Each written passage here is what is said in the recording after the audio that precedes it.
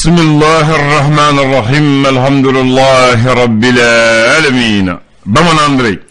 كرة بمن فلا نكدي مبافو نتلي نكدي مبافو نسوما مو بي مبودفو أبي بسكافو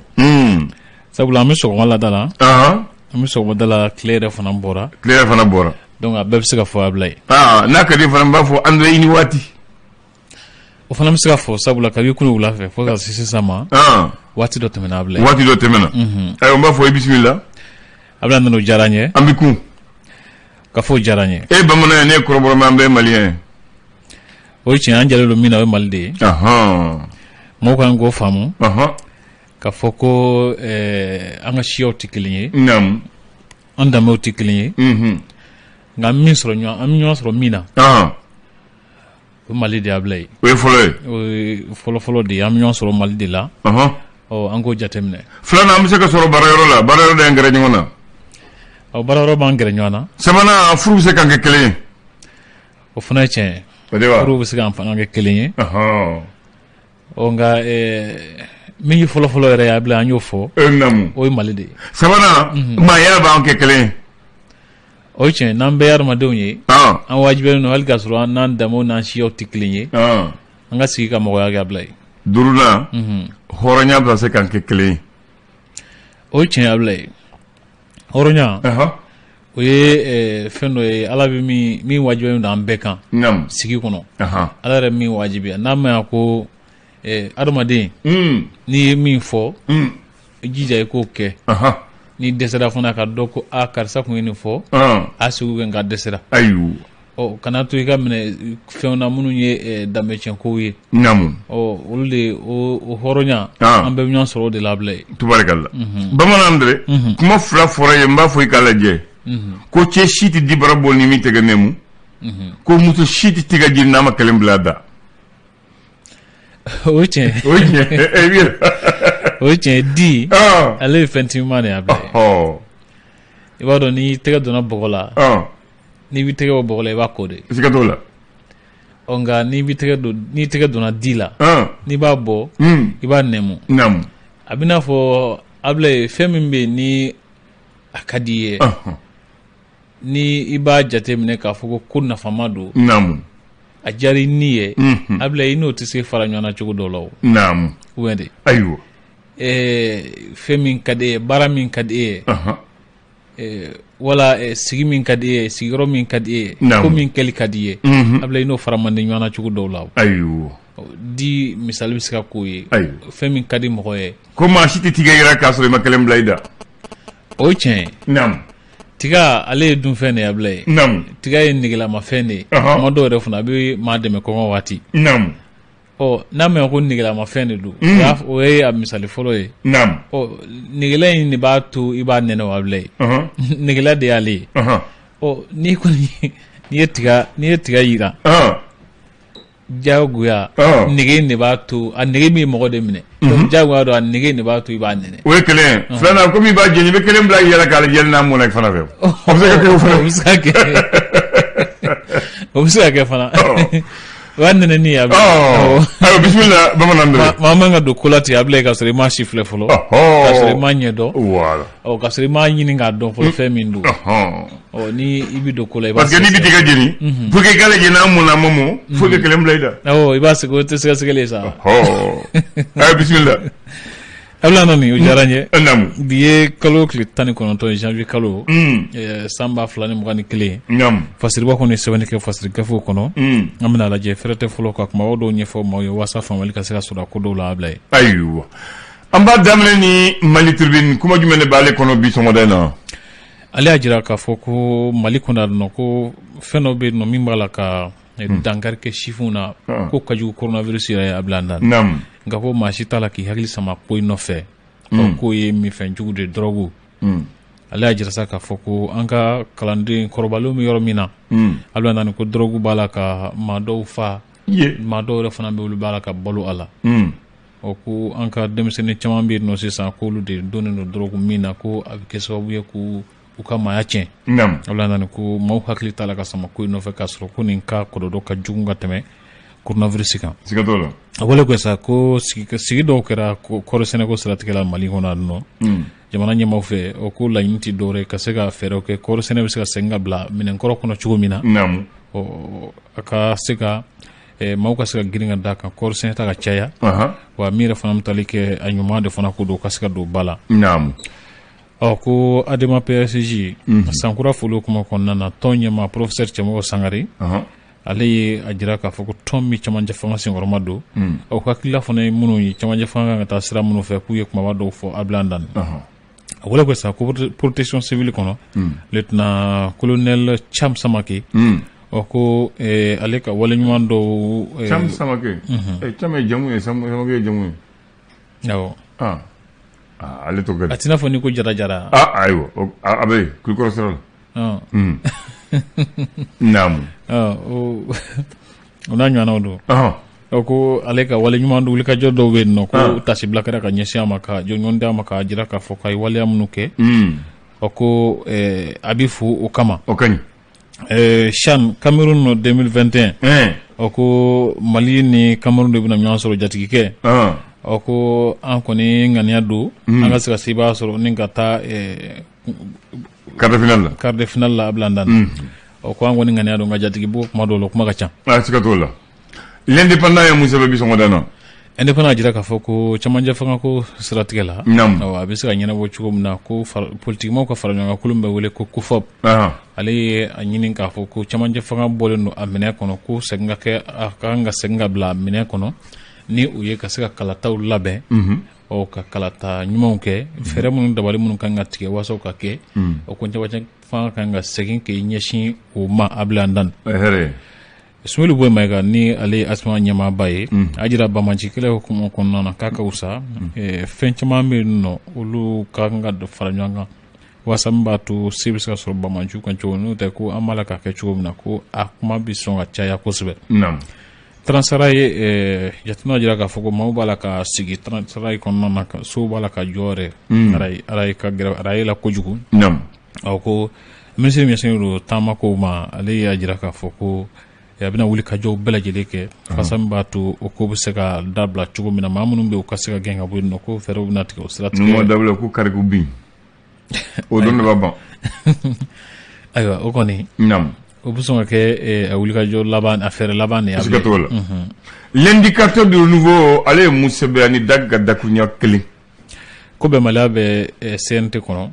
ka kɛ ni bɛnbaliya bɛ CNT kɔnɔ a bila bɛnbaliya ayiwa taala ko ɲuman faamu sabula ko ka an bɛ janvier kalo tile 20 wulikajɔw de la sisan n'o ye sini ye armée malienne ka don de don siga t'o la ko o ɲɛkɔrɔla na ko maa dɔw b'a la ka wulikajɔw kɛ CNT mɔgɔ dɔw yɛrɛ b'a ko ɲɛma k'a fɔ ko Faransi ka bɔ an ka jamana kɔnɔ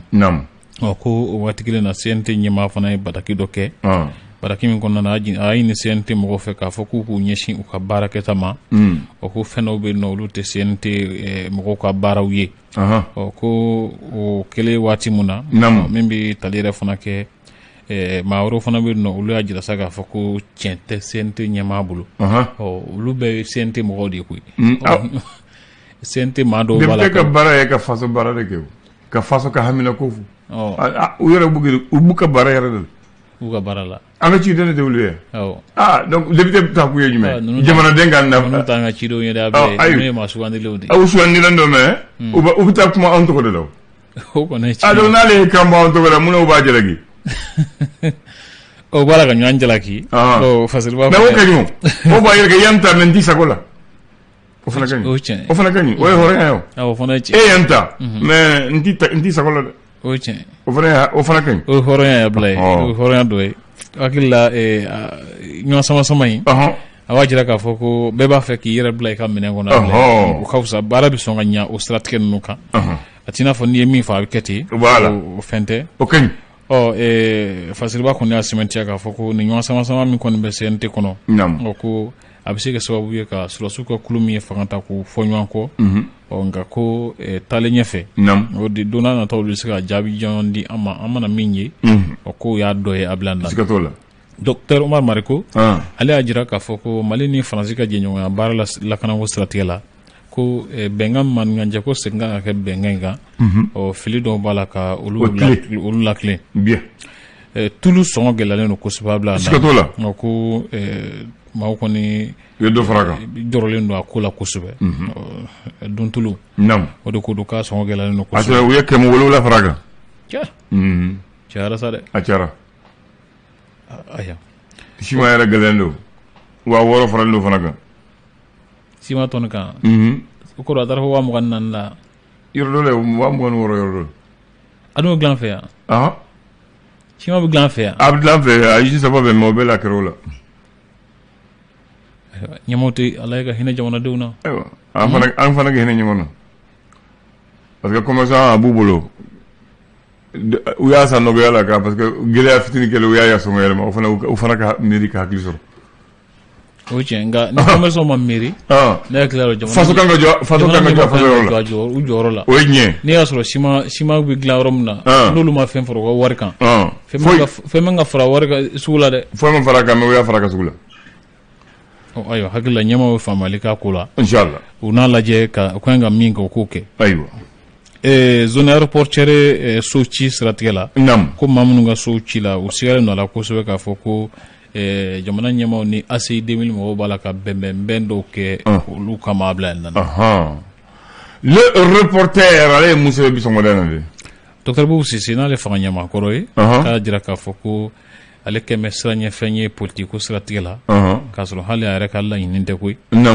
o bɔlen ko sa ko Dirisa Kamate ale sugandira ka bila palais de sport ɲɛmɔgɔya la a bila palais de sport ayiwa tubarikala o ko festival sur le Niger wele ko Segu A o ko ɲinan ta in kɔni bɛna bila minɛ kɛrɛnkɛrɛnnen kɔnɔ jamalajɛba minnu ni girinkadajɔ minnu bɛ yen nɔ ko caman bɛna bɔ a la ɲina ayiwa Seydou Traoré bamanan fɔ Seydou ala ka hinɛ la ko u kɛmɛ ka tasi bila kɛnɛ ka ɲɛsin Seydou ma ko a ka bonya tɛ animatera bonya dɔrɔn ye ko sira wɛrɛw fana kan ko maa ba kun a bila da ayiwa tubarikala jɔ fɛn bɛɛ da fɛn ye o tɛ wa o ye tiɲɛ ala ka hinɛ jumɛn ye fɔlɔ info matin de a ɲɛ kɔrɔ de nin yan a kɛra sa dasu journal bi yan sini tɛ sɔrɔ sugu ka don yan siga t'o la ale ko di ale y'a jira k'a fɔ ko yala ko Ben le cerveau b'a la ka baara kɛ jɔn de ye a bila nan o ɲininkali a jaabi tɛ n bolo ayiwa ko EPM kɔnɔna na tɔn minnu kan ka cɛbɔw di ko Adama fɔlɔ ye a ka kuma fɔ k'a fɔ ko a bɛna cɛbɔ di jamana ɲamakala ta nata ninnu na EPM o ye majorité présidentielle kɔrɔ awɔ ensemble pour le Mali ko Adama fɔlɔ a jira maintenant ensemble pour yɛrɛ ayiwa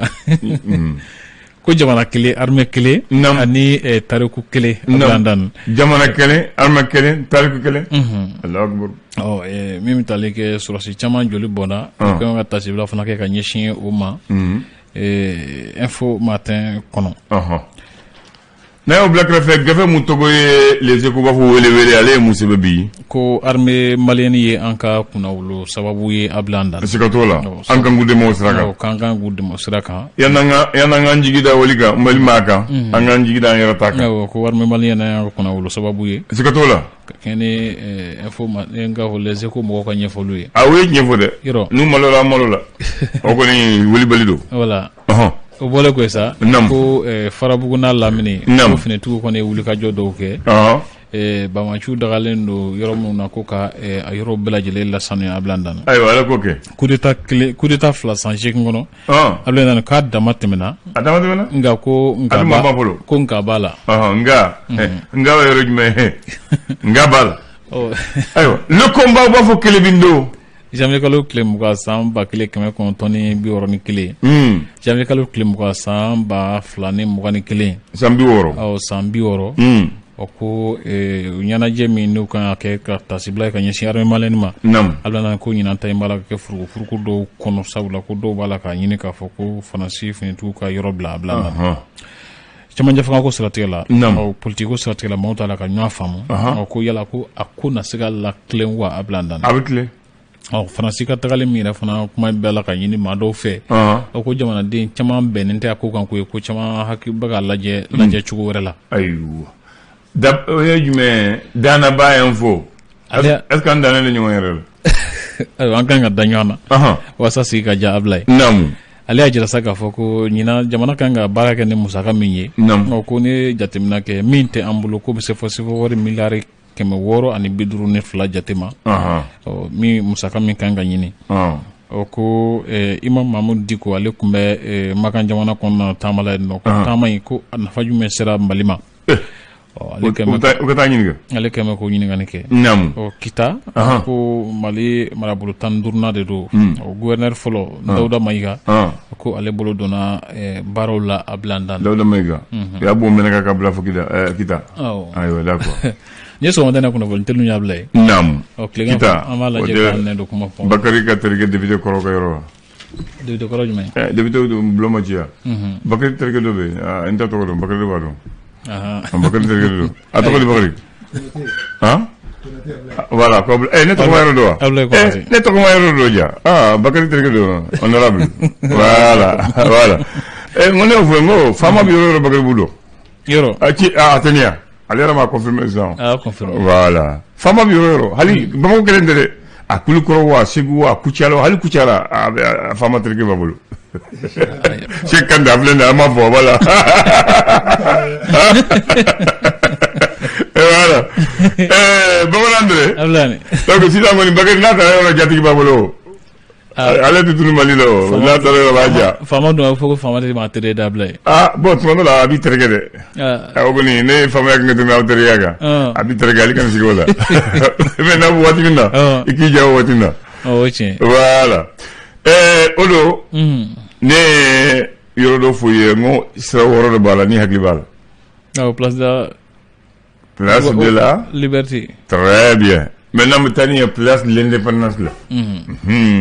o sira fana sira caman b'a la n b'u sira fɔ k'a tɔgɔ fɔ mɔgɔw ye parce que mɔgɔw bɛ sira ye u tɛ tɔgɔ o don ne an ye o sira wɔɔrɔ fɔ k'u tɔgɔ fɔ place la l'indépendance a bɛ yɔrɔ min na fɔlɔ a bɛ min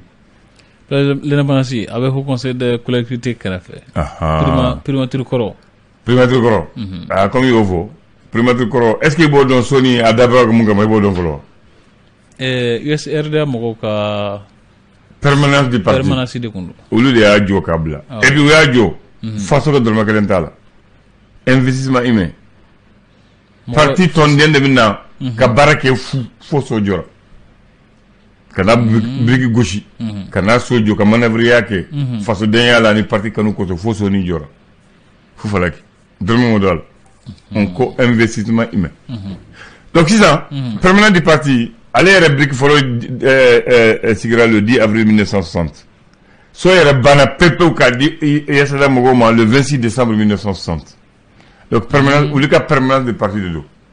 fanga binnen Sɛmɛlɛ nana comité militaire de libération nationale k'a sɔrɔ Musa bɛ fanga la ale n'a ka officier ninnu u y'a kɛ u ka baarayɔrɔ Musa tun bɛ baarakɛyɔrɔ la i b'a fɔ Sɛmɛlɛ Seyidi Sɛmɛlɛ Sadasi donna ɲɔgɔn na janfa kɛra Musa ye cɛkɔrɔninw bin ale y'o bɔ ko bon Sɛmɛlɛ tɛ an b'a kɛ parti UDP Union démocratique du peuple malien donc o sɔnni a y'a tɔgɔ yɛlɛma k'a bɔ Sɛmɛlɛ na a y'a kɛ maison du peuple Union démocratique du peuple a ko c'est la maison du peuple donc jamanaden ka so donc ale et puis a tun ye président ka baarayɔrɔ de tun y'o yɔrɔ président Musa tun bɛ baara kɛ o yɔrɔ de ale fana kuma sɔn ka taa Kuluba voilà a tun siranna mun ye a bilala waati min a taara a ma taa o kɔ a mɛnna duguma waati min na a dara n'a yɛlɛla Jawo de fanga ban o de y'a caman ti ye voilà donc ale bɔlen ko coup d'état nana CTSP lieutenant colonel Touré o fana y'a kɛ ale ka baarayɔrɔ ye u ye san 1 ni tilancɛ k'a la ka kɛ o siège ye o de tilalen ko Alifa nana kɛ président Alifa ko ne b'a daminɛ Kuluba la tɔw ma sira ka taa ne kɔni bɛ taa n b'a daminɛ Alifa y'a daminɛ Kuluba k'a laban donc Alifa ko bon président ka sigiyɔrɔ kɔrɔ comme premier ministre tun tɛ an b'a premier ministre kɛ a bɛ sigi o yɔrɔ la donc primature de tun don Alifa de y'a kɛ primature ye Alifa de y'a kɛ primature ye premier ministre sigira la ka taa 93 ka na n'a ye fo 2012 de Yafe Jora Cité Jora madame Kairema ale de ma fɔlɔ mun ma sigi yan a taara sigi Cité la donc 2012 coup d'état kɛlen coup d'état ɲɛkɔrɔla la